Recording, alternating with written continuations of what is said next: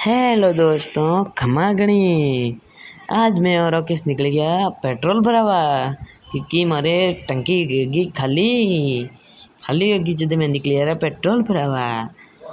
और रास्ता में देखियो रो कादो क्योंकि रात आए रो मी आए जब होगियो गलियों में कादो।